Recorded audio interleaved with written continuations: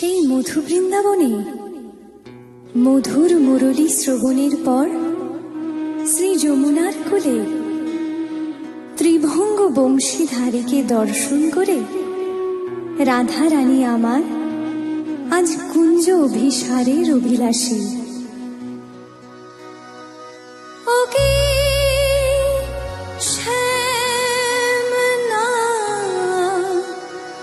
শ্যামের ছায়া বুঝি দিবসে স্বপ্ন দেখেছি।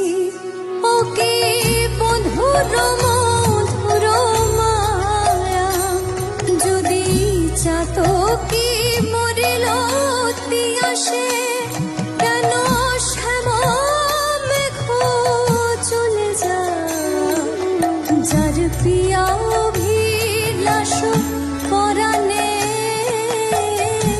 সে কি কিছু নাহি বলে যায়।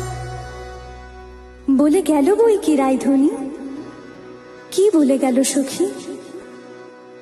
শুনো শুনো রায়ধনী, সে যে চতুরের শিরোমণি,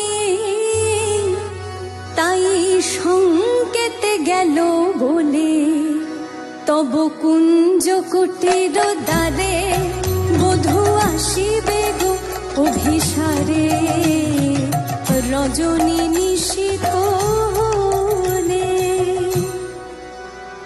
এই কথা বলে সখীগণ রাধা রানীকে কুঞ্জ অভিসারের লাগি সুসজ্জিত করতে লাগলেন।